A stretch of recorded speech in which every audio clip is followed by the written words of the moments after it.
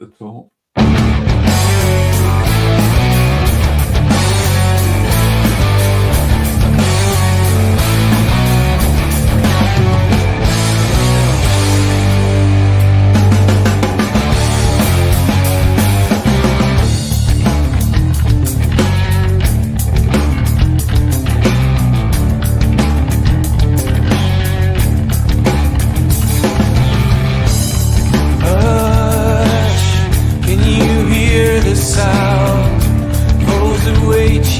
Silent all around the line. If they get the chance, they were born in bloody circumstance. To go, leave me, run like you've never run before.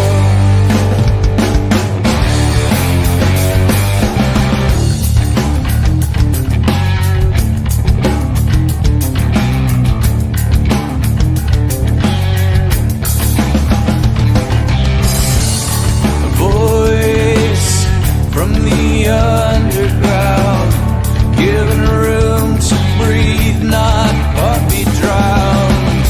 So die if you get the chance. Better men than you've been left this dance. To go, leave me, run like you've never run before.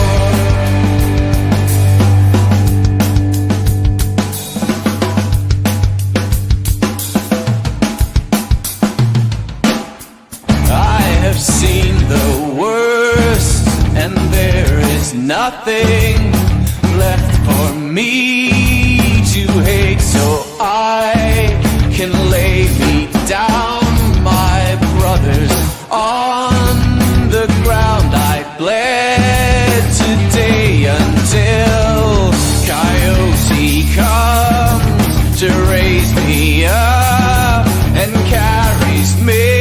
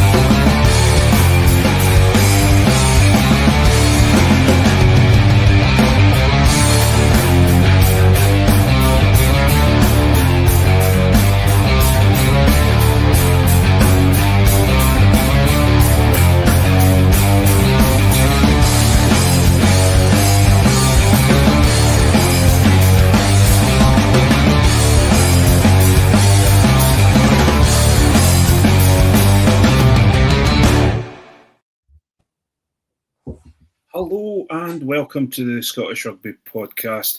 I hope you're all doing well. I'm Craig. I'm no longer a Scottish rugby fan. I'm no longer any type of rugby fan. I would rather just sit here and talk about why Claudia and Tess are leaving Strictly Come Dancing. I've just decided that, and I'm sure you'll hear more about this later. And so I'm just here as a vessel to look after these two gentlemen that are joining me tonight. These two are devastated that Scottish Rugby have not named a suite after them, a hospitality suite after them. Now, the doctor's surgery would fit perfectly for Alan McDonald, and the Badgers set would work really, really well for Mark Riley. Gentlemen, good evening and welcome. How are you doing? And I said good evening, and I'm proud to say good evening because I don't care anymore. Anyway. Someone just needs to give Craig a hug. Someone give Craig a hug. Craig, we're doing better than you are. Yes, I'm just, yeah, can we talk about something else? Oh no, I've got to talk about rugby all tonight. It's just, can we talk about something else? Is there something that, like, I don't even want to talk about Christmas, but that's close as well. My life is ruined. That's all fun. Yeah, what you guys been up to this week? I've worked last weekend, so I have not been up to much, I have to say. Other than watching far too many episodes of Down Cemetery Road last night, because we put one on to see what it was like, and then suddenly I was like, I've got to go to bed. You see, I've been thinking about that, watching that, and I've been, because I'm a Slow Horses fan, and I found Slow Horses when I worked on the road. I was a regional manager, so I discovered the audiobooks, and I basically have, and I'm a big, massive fan of Slow Horses, and this is meant to be, it's written by the same guy, so I'm quite excited about it. Although I'm halfway through Landman at the moment,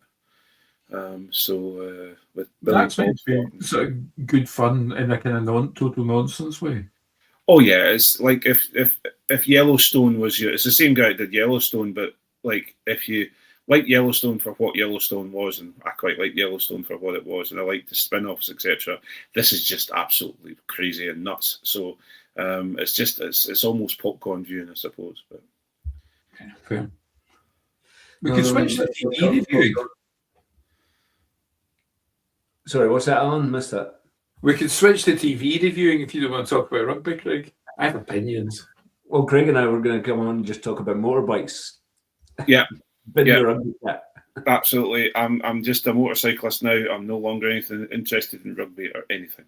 I've just had enough. But one thing first I would like to say, and this is a non-apologetic thing, I'm just going to take 2 seconds here. Where is it? I better put this up first of all. Yeah, that's the woke klaxon. You will find out that this podcast, we are a little bit woke. And when I say woke, we're just happy to be friends for everybody. And we don't really care who you are. But there are a couple of podcasts out there that are just being a bit ridiculous at the moment and pretty awful, actually. So I just want you to understand that if you are listening for the first time, we're not going to say anything that's going to upset you when it comes to anything to do with gender or anything to do with anything like that. But I tell you what we might do is we might offer a couple of opinions that might upset you about Edinburgh rugby, Glasgow rugby, mainly Edinburgh rugby, and Scottish rugby fans. So there we go. Well, just a small public announcement on that side of things. While we're at it, our podcast is part of the Sports Social Network. Don't forget to give us a follow or a like on your favourite podcast app. If you're watching on YouTube, please hit the subscribe button and don't forget to give us a follow on social media. You can find all the links on our site, www.scottishrugbyblog.co.uk. If you're listening on Apple and like what we do, well, please leave us a review on Apple Podcasts as well. If you'd like more content and want to support what we do, you can subscribe to our Patreon from £3 a month, and that gives you access to a super secret Facebook group and the second part of tonight's podcast, as well as Patreon exclusives. And tonight's second part, our Patreon podcast tonight, has got a little Santa special in it.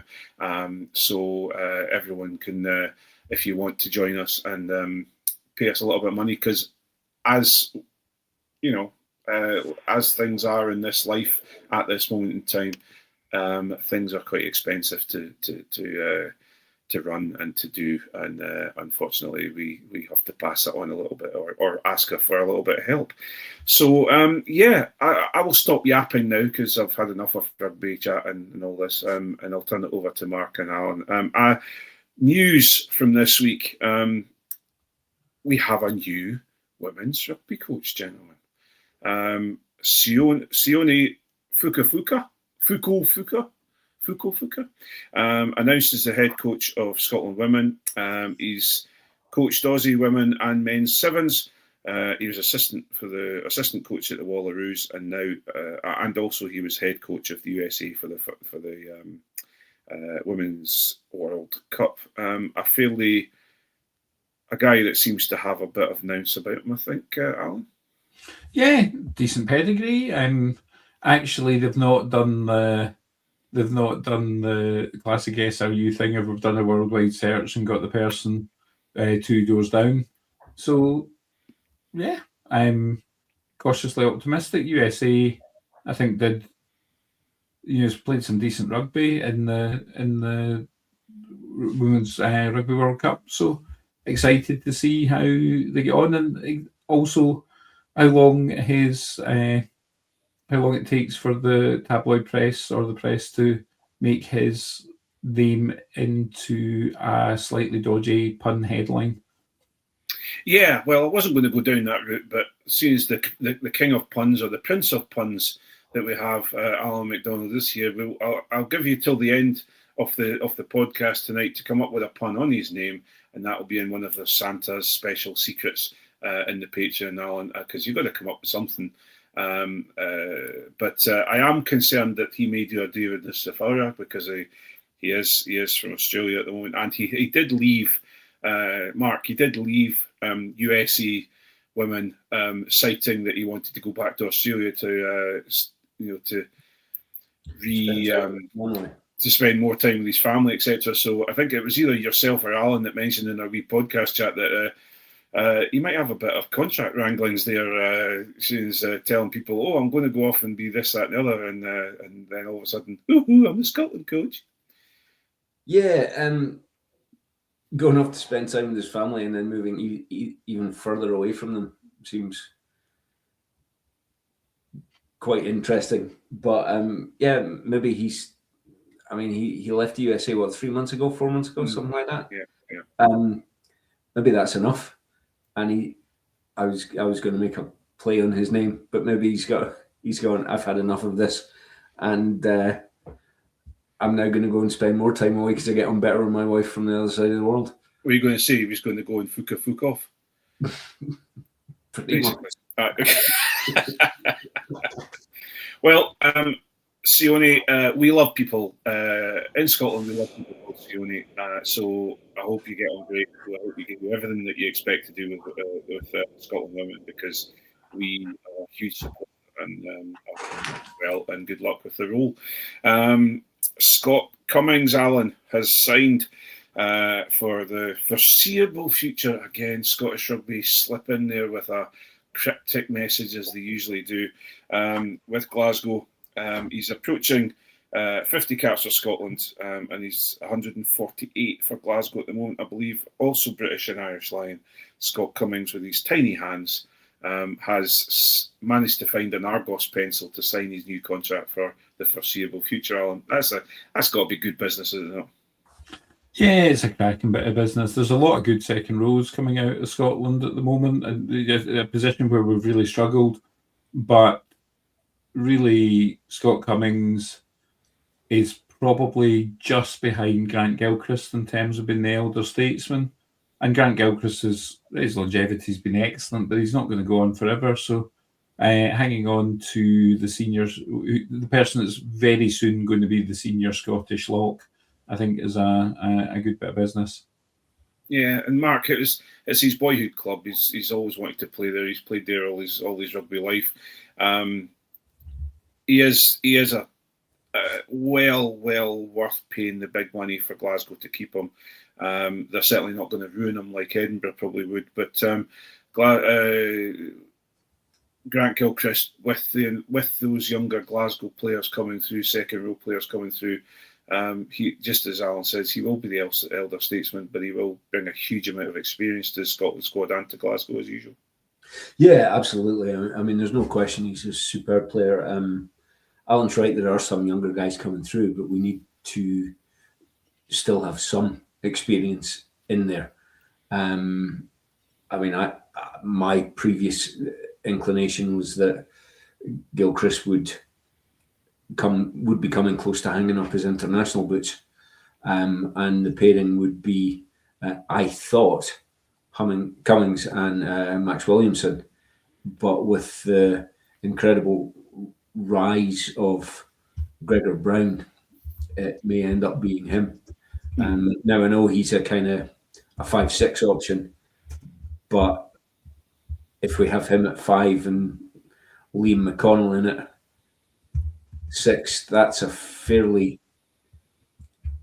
superb set for several years in the future. So yeah, I'm chuffed to bits. I'm kind of torn that, I'm always slightly wary of people becoming a one club person in this day and age. But realistically, if Cummings is going to keep his form, then why not keep it at Glasgow? You know. Yeah, absolutely. And just as you've we're talking about elder statesmen, we seem to have forgotten about Johnny Gray, Alan. He's still playing and doing a good job with Bordeaux, but he's. I actually went and looked at the Bordeaux lineups and looked at his stats because I was like, I was actually worried that Johnny Gray, we were going to just get an announcement that he'd retired and we'd do that. We would get we thought he already had joke, but actually he seems to be playing quite well for Bordeaux Begley. So maybe he's still there for Scotland. It feels like maybe he's not, but he turned down the chance to the whole tackle bags before the World Cup. But we'll see. Yeah, his brother knows how to do that. Turn down the chance to hold tackle bags as well. So, but then his brother does also know how to return to Glasgow for that big paycheck at the end of his playing career. So, an inevitable bit of news, but also a bit like, oh damn it, Mark, is Boenventer is leaving Edinburgh for the Emirate Lions. Now, who saw that coming? Yeah. We all kind of saw that coming, and it's kind of inevitable. However, it kind of shows how desperate he is to leave Edinburgh, considering he's going to the worst of the South African teams. Yeah, I'm slightly surprised about that. I'm slightly surprised that none of the other South African teams offered him a gig, because he's not filling starting boots for the Springboks yet, but he's definitely in consideration for good games. Yeah. So I thought maybe the Sharks or such would come after him. But then you don't know what's going on with the politics in South African rugby. Maybe they're trying to bolster the Lions. Well, you also, because they are saying that the Lions are a team in flux at the moment because they're going to hopefully becoming better, and they've got a new coach, and that coach is spending a bit of time with them. They've got a lot of young players coming through as well, which Boenventer, I'm sure, will add to the experience of them. But Allan, he's someone who obviously, well, the chat is that he was brought over to be another project player like Pierre Schumann. I have to say that all the time now; it's a trademark. He was brought over, but then Razzie got to him and took him on, which of course, he's got every right to do so. But he has got fairly good scrummaging chops and has done a great job for Edinburgh. Yeah, I mean, he's a loss. There's no doubt about it. I think this is one where all sides are happy. To be honest, I don't see the SRU being thrilled at having to pay his salary when he's not potentially a Scotland player. Yeah, it does leave Edinburgh short of loose heads, but it's a case of, and I think we might see Jamie Batty, Davy McPhersoning his way back across the M8 next season. Scottish qualified loose head, or maybe the return of Ollie Kebble to play for Edinburgh. No, I think. Well, the thing is, and what I would maybe say, and this is a completely outside take, and anyone who's listening, you might turn and go, "You're joking me, right?" And we don't know this at all, but what you might find is that Newcastle, with their new money, may sign a couple of world-class props. And I'm not saying that Murray McCallum is not world-class. Murray McCallum has done a phenomenal job down at Newcastle, and was, and friend of the pod, Murray McCallum.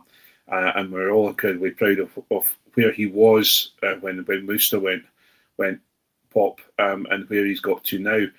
But you might find that if they spend a lot of money in their forwards, etc., bringing in, what they maybe perceive as higher quality or younger props, then Murray might come back up to Edinburgh. You never know. Do you think he play loose for Edinburgh, or do you think he's stay tight? Or well, he plays both, so it's one of those situations where it's always the problem you have is you might be at a Murphy Walker side of things where you can play both sides, but Townsend still doesn't like you. So you just don't know. You just don't know. Do we think that a prop playing both sides is as valid a positive as it used to be? Now that you can keep 3 front rowers on the bench, I tell you where it is. I tell you where it's valuable. World Cup squads, because you don't need an extra prop. You can lose one prop if you can get someone that plays both sides. That's why Townsend had Simon Bergen doing a few of the warm-up games, spending a bit of time at loose head to see if he could hack it there. For sure, yeah. So I think it doesn't matter on the bench. Matters in the World Cup squad, and it frees up for other players. Well, Bowen, enjoy your time. Thank you for your time in Edinburgh. You may not be leaving Edinburgh in the better state than when you joined it, but you are leaving Edinburgh as a better prop than when you joined us. So thank you very much for your time. Staying with the Capital Club, Liam McConnell has just announced as well he's signed a 2-year contract extension. Now, there you go. Edinburgh not messing about. 2-year contract extension, none of this for the foreseeable future. So the under-20s captain has had his Scotland debut this year, and joins Ollie Blythe-Lafferty, Tom Curry, Conor McAlpine, and Freddie Douglas as the youth to watch at the Edinburgh. Mark, I'm pleased that he's signed that contract. Obviously they're trying to keep him in the SRU way, but I think it's good to have him there. Yeah, absolutely. I think that's a solid bit of business. He's got potentially a very high ceiling. He's coming on really, really well, and he's got that bit of a dog about him that we really, really need. Yeah. And to know he's so young. I mean, he was under 20s at the same age as Obel. So he's 2021, something like that. He's 21 at the moment, yeah. Yeah. I mean, for him to be coming on so well at that age, he's potentially got a great future ahead of him. So no, I think that's a fabulous piece of business for Edinburgh. The mentality that he showed when he got hit in the face by Dave Ribbons and didn't react, didn't throw up, he just turned and looked at the touch judge like that, and it just felt like he'd totally played Ribbons. But for a young guy not to get hit up and just sort of go, "What about that then, sir?" Yeah. It would be so easy for him to swing back. Also, when you were calling Mr. Blythe-Lafferty Obel, how about Obelix as a nickname, as an asterisk? Yes. I mean, Obelix would have been a great tight head, wouldn't he? That did occur to me. Yeah, I can hear I can hear all the youth that tune into our podcast busily typing on their keypads to say, "Who the hell is Asterix and Obelix?"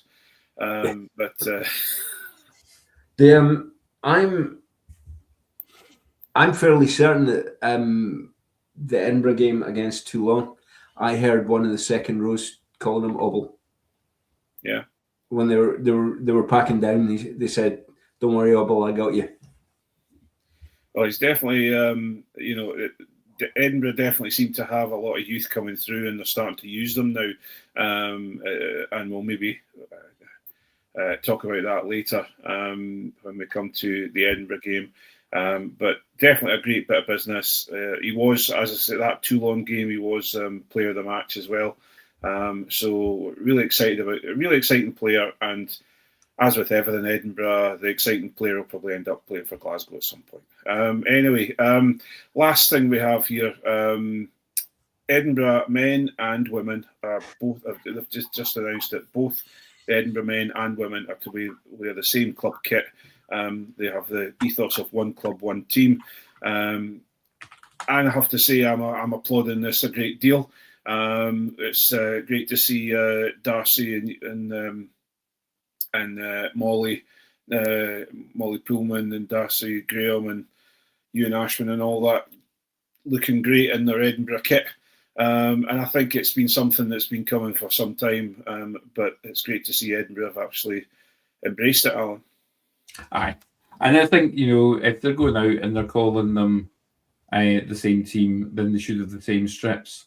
They should, of course, have the same access to changing facilities and training facilities as well, which is the less cosmetic change and the less obvious one. But hopefully the SRU won't make a misstep on that one. Well, they made a misstep with women's rugby, have they?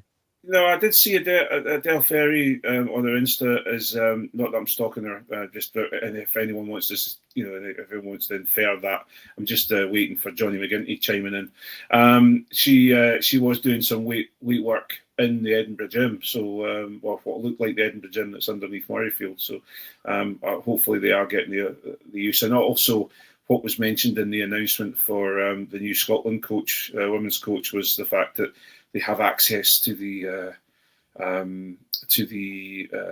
Orium High Performance Centre. So we'll wait and see how they get on with that. But yeah, it's a great thing. And Mark, as I say, all we really need now is the wages to be starting to come in, and we should be starting to run at a good pace.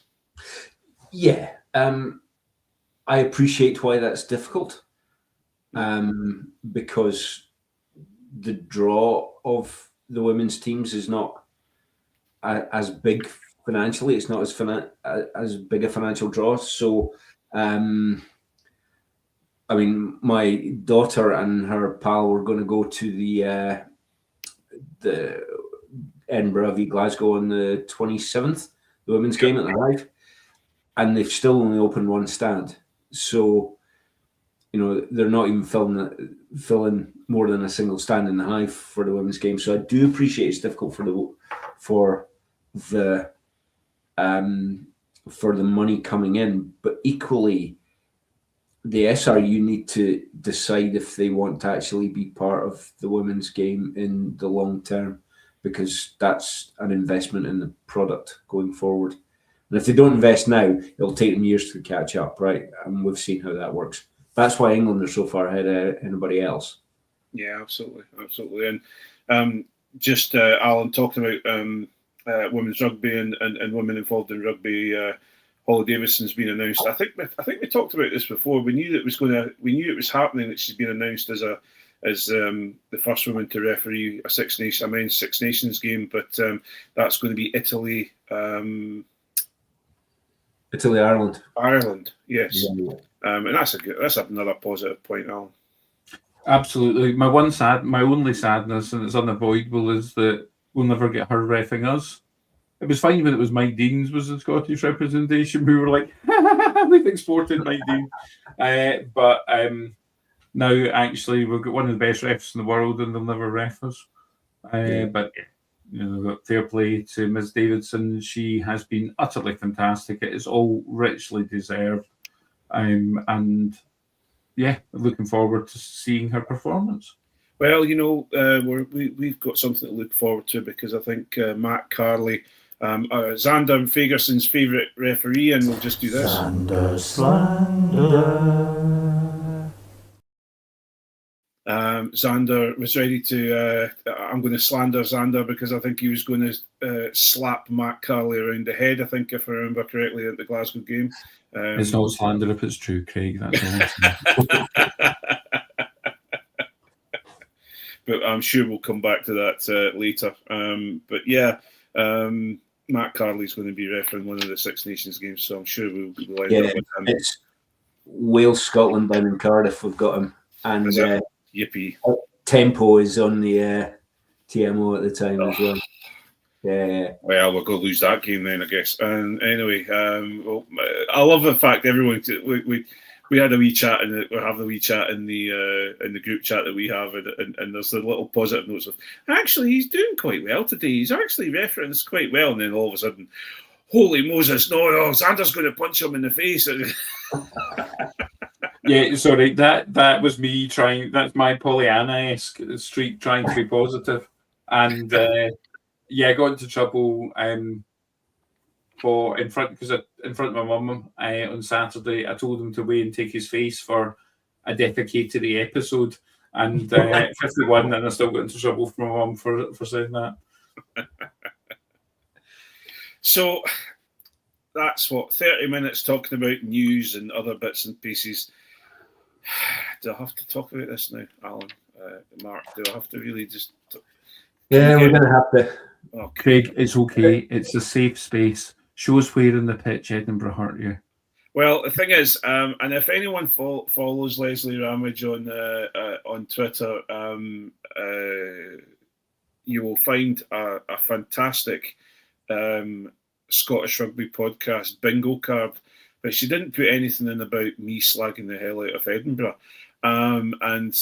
Unfortunately, as an Edinburgh fan, no, I'm not a fan of rugby at all anymore. I forgot about that. There's nothing.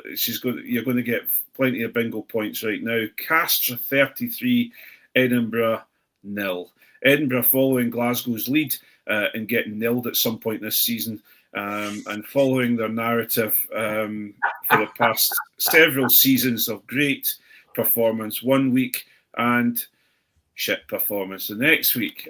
You can mark that down, Mark, if you want, for swearing, but I just decided that's 31 and 24 seconds, Mark. Yeah, 31 and 24 seconds that I said that Edinburgh were shit. Yeah, oh, sorry, there we go, 31 and 35 seconds. We can't just put an explicit title on this one and give up. I suppose, Mark, it was a youth side, right? You know, they did send the new boys down there and the young lads and some older heads that maybe were needing game time. But Edinburgh have been pretty good with Cast in the last few years. We've managed to pull out some good results against Cast, but I didn't see a nil coming. No, I didn't see a nil coming either. I actually, as you guys know, I wasn't even going to bother watching the game, but I did watch it back when it was coming on tonight. And yeah, it was mostly young boys, but there was still enough old heads in there that I don't think that should have happened. But some of I really struggled to find much positive to say about it. I think the problem for me is that the Castres were not very good. Yeah, because and another team would have absolutely taken them apart. For Edinburgh to lose 33-0 was, let's call it, disappointing. Yeah, and Brian, you're not angry, you're disappointed. Brian Dalglish is just saying a wee thing at the bottom there. We were lucky to get nil, but it's a difficult one because you want to promote the youth side, you want the youth side to go, but obviously, and Alan, we were 5-0 down at half time. They gave a good showing off themselves for the first half. However, the attack didn't seem to be there. Castres seemed to have everything under control. Especially, but the defence looked good. Especially like Freddie Douglas was putting some shots in there that really were. He would have been welcome in a Pro de Deux game down in France. Putting the shots in that he did. So it's a real. You look at that at 5-0 at half time. You think it's going to be. We've got this, right, Alan? Well, someone was at work. Some of us were at work and had a bit of time over the lunch to watch the second half and settled down thinking, it's only 5-0. This is great. So it's your fault. It's your fault. It is not my fault. It is the fault of Sean Everett because of the team he picked. And honestly, you shouldn't be upset about Edinburgh losing that game because Sean Everett was clearly okay with Edinburgh losing that game with the team that he picked. That wasn't a team to win. Freddie Douglas was excellent, and it'll be good experience. The other player that really impressed me was Lewis Wells. I thought he was good in defence, and actually, there's a couple of times we made try saving tackles in the other wings. One where he threw himself and acted essentially as a speed bump for their the big winger letting someone like I think it was McConnell come in and get him. So Yeah. I thought he was good. There are players that will have learned and taken important experience from it, but it had a little bit of a feeling of sacrificial lambs. Yeah. But Mark, the European Cup is not where, okay, fair enough. Some of the French teams and some of the South African teams have decided, right, well, you know exactly that. And Everett's just done exactly the same thing as these French teams and these South African teams. He's just gone, well, we're not going to get anywhere, so I'm going to prepare I'm going to save my boys for the 1872. But Yeah, it's the European Cup, man. Come on. Yeah, no, I've read and listened to a lot about this game over the last few days, and people are saying things like, well, you need to rotate the squad and you need to give youth a chance and all this. But I'd like to add that applies to absolutely everybody, except Leinster, because Leinster have 2 squads worth of internationals. But everybody else who's operating within a normal budget has to bring youth through and has to give young lads a chance and has to rotate their squad. Everett rolled out a team of guys that have never played together before because he's not been giving the youngsters a chance. The only reason Freddie Douglas got a game was because Tooney picked him first. Let's be quite clear. If I were at all cynical, and you guys know I'm rainbows and light, I'm not cynical in the slightest, right? If I were at all cynical, I might suggest that somebody's contract was based on results in the URC and didn't matter about Europe. Yeah. Well, you talk about giving youth a chance, but you might as well send the young players to Thailand because that was bloody close to euthanasia. Yes. But the Prince comes out of the corner punching. There we go. Quite pleased with that when you can mark that off on your bingo card. Okay, we'll mark that off upon there. Yeah, but I think for me, yes, and that all of these things really ring true. But there's someone else, a South African coach, who's performing at a phenomenally high level with youngsters in the squad and being able to turn out huge wins and URC championships in Franco Smith. He is able to bring in those youth players. The problem we have is that we have not brought these youth players and Freddie Douglas should have been playing ages ago. Yes. For Edinburgh, alongside Mish or alongside Jamie Ritchie, to get the knowledge from these guys. Yes. You look at Connor Boyle. Connor Boyle was going to be the next big thing, and he's disappeared. Now, okay, he's gone through some injury issues, but Connor Boyle was fantastic for a period of time. What have they done with him? What have they done with Ben Healy? Ben Healy is now persona non grata at Edinburgh. We've got youngsters coming through now. And so Ben Healy's probably third or fourth in line to play at 10, who was someone who was promised the world by Townsend. Yeah. Yeah, no, I was very conscious of that. And you see the guys that Franco brings through, they get a couple of games with the rest of the Glasgow starters around them. So he brings on a young player. They know the job they're supposed to do, but they're also surrounded by more experienced players. And that means when he has to bring on 2 or 3 of them, they already have that experience. Everett hasn't been doing that. Yeah. He's given them the odd game here and there, and then they get to this game and he throws them all in. And I don't understand it, but it looks to me like a man that's not capable of managing a squad, if I'm perfectly honest. It's pretty straightforward, right? Well, people were talking that his contract was secure after last week's game. After beating Toulon, and they looked ferocious against Toulon, and all of us kind of got carried away with ourselves. But there was still that bit in the back of our mind that was, but we've done this before. We've had massive reactions, and then an absolute bust the next week. And I have to say, last week was an absolute bust. And I'm not having to go at the players. I really am not having to go at the players because the players did their best, but that was a fairly young team that went out to a fairly brutal French team that are full of older, more experienced players, and it showed. Yes, I was very conscious in our opening video there that Big Nakara was in there, and he actually ran out against Edinburgh at the weekend. Yeah. But yes, it's absolutely correct. We absolutely should not blame the players. I thought O'Connor's yellow card, for instance, was a travesty. I think it should have been a penalty only, but that's by the by.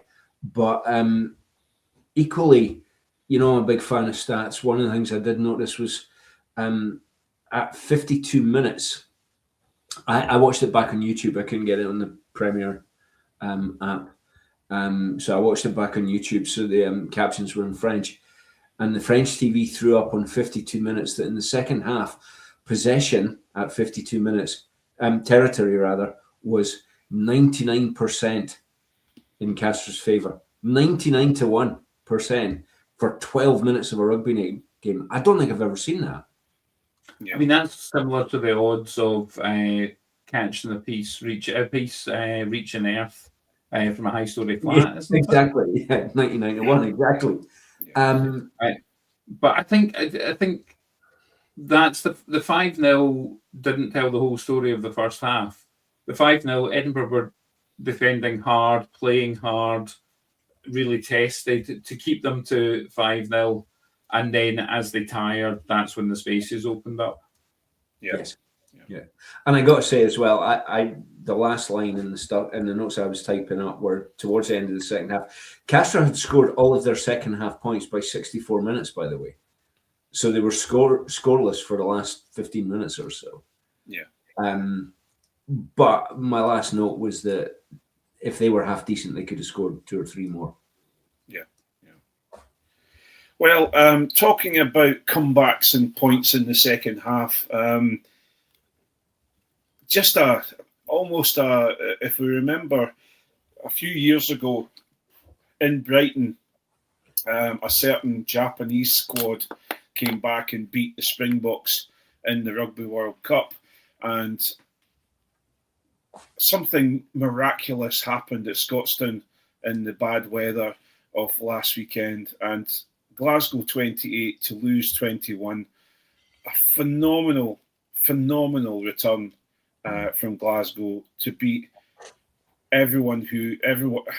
I don't think there's anyone that can disagree that Toulouse are the best club side in the world, and they had their stars on show at Scotstown, on the ice rink of Scotstown as they called it. But to come back from so we had tries from Gregor Hiddleston, Sione Tuipulotu, Gregor Brown, and the man that started the comeback off, Josh Mackay.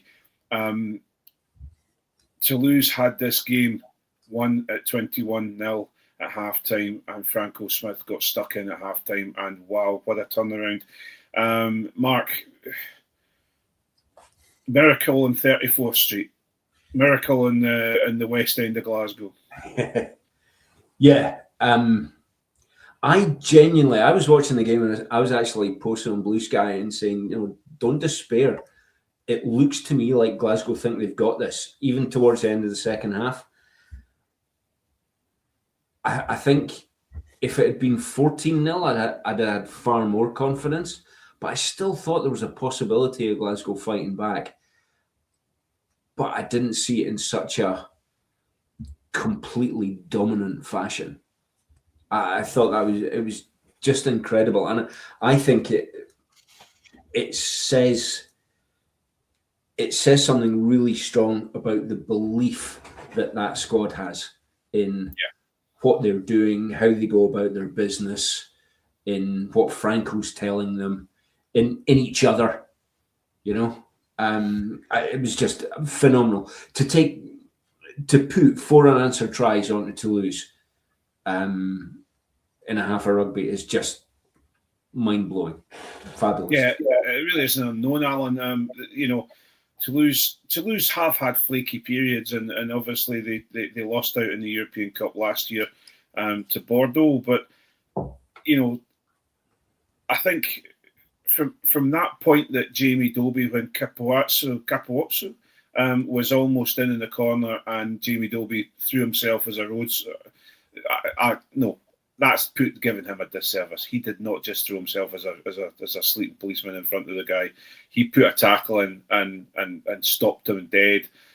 That seemed to show the turnaround that Glasgow did believe. And Sione has admitted that he still believed at half-time at 21-0 down that they could win that. I tell you, it is very interesting that this is a group of players that people have been saying are mentally weak, and there's an inherent mental weakness in Scottish players. Yeah. Not in Glasgow players. And you're right, I think Dobie, I think the thing that won that game was that tackle from Dobie. Because that looked like it was over and out. Yeah, coming back from 21-0 is a difficult job. Coming back, but Argentina showed that they could do that. But coming back from 28-0 is an even worse, and I think that probably would have been the game for Toulouse if that had been scored. Yeah, I think I think that's absolutely right. But no inherent. I mean, there was only two players in that side that weren't Scottish qualified. Dan Lancaster and Flash Score still has an England flag beside his name, but he's got a granny from Dumfries, so he's definitely SQ. Josh Mackay isn't Scottish qualified, and he does improve the team, but he will be SQ in November. And is the old Australian Scottish qualified? Sorry? Is the old Australian Scottish qualified? Well, one old Australian is the other old Australian, Sam Talakai, isn't Scottish qualified, but you cannot convincingly argue that Talakai is raising the quality of that team. I think he is comfortably the weakest link in that team. Yeah, we don't really want him to be Scottish qualified, do we? No, we struggle at tight head prop, but do you know what? Thank you. You really shouldn't. It seems that he's probably a perfectly nice man, and I'm sorry to say this, but he's just not that great round the park and not that great at and worse than not that great at scrummaging. So, yeah, but it's a Scottish team, and they were mentally strong. So it's certainly not the Glasgow players that are mentally weak. And I do wonder if it's a coaching factor, shall we say? Well, funnily enough, you're starting to preach. Hallelujah! You're preaching to the choir, Alan. What I would say, however, is Mark again and again. Now, first things first. Adam Hastings had a phenomenal game, kicking all his kicks in that weather. Fantastic. Someone who deserves a little bit, but I'm sorry to say this, and I'm going to get a tick on the bingo box as well with this. But George Horn off the bench, Yep. It just shows. And if Townsend is not watching him play, why is he not watching him play? Because he would have changed that Argentina game, and he changed that game.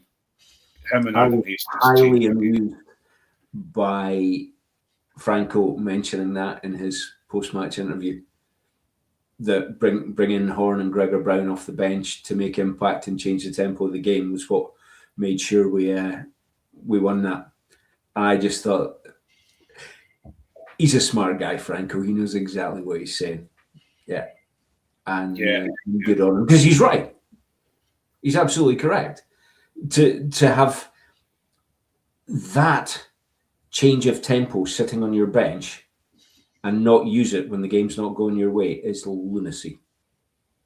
Yeah, it really is. And these guys, as I say, Josh Mackay changed. Where you've got Jamie Dobie stopped a game-changing tackle. He put a game-changing tackle, and Josh Mackay scored a game-changing try. They brought on game-changing subs. The question is now, how far did Glasgow go, Alan? Well, it'd be easy to get carried away, wouldn't it?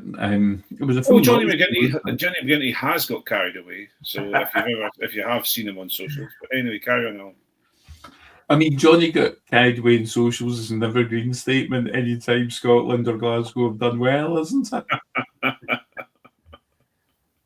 Although I have said once or twice that Edinburgh might win the URC, and it shows you how wrong. So I'm not going to say anything about Glasgow tonight, apart from. To be fair, Johnny's not here to defend himself, which means we should definitely pile on and do some rucking.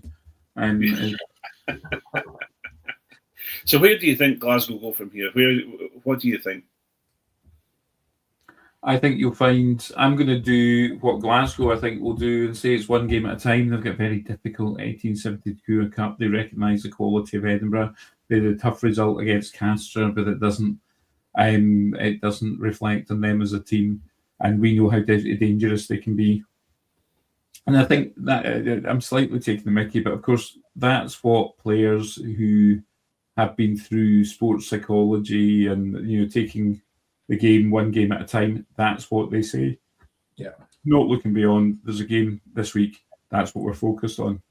So I think Glasgow will just be playing the next game, and that's what they should be doing. Yeah. Well, pardon me, a bit of windy pops there. What we'll do is we're going to move on to our Patreon side of things. Want to thank you all for listening. We've done a little bit longer pod tonight just because it's worth. I wanted to prove to both John Anderson and Johnny McGinty that I can talk about Glasgow and not in terrible tones, and actually praise them a little bit. And they deserve a lot of praise for what they did, because I had it down that they were going to get pumped at the weekend. So I think again, I've said that Edinburgh might win the URC. Maybe I'm the Joan Allen. I don't know. So maybe you have to praise them like you should. Nice. Now that's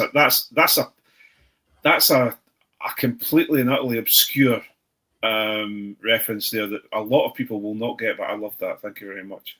You are my weapon of choice, Alan. So I would say I'm just a weapon. So on that bombshell, we will move on to our Patreon side, where we're going to talk a little bit about the 1872 Cup, and also have our Santa's wishes on the Patreon. So thank you again for listening. Thank you to both Allan and Mark for joining me tonight and having a chat about this. It's been a cathartic experience for myself to exorcise the demons, and I hope you've enjoyed it.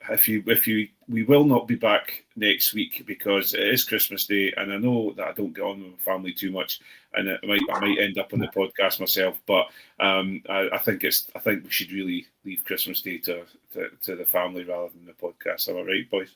I think that's pretty fair. Okay, so my family. Rudy, if you're listening, I'm only kidding. I don't mean it.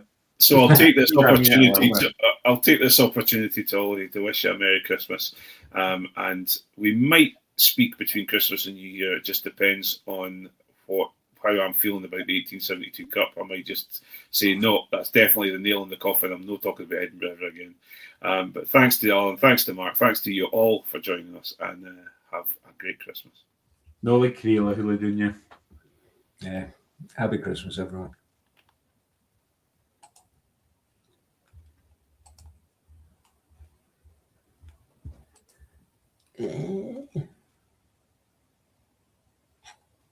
Right, there's enough silence in for the edit. Yeah, absolutely. I'm pleased I managed to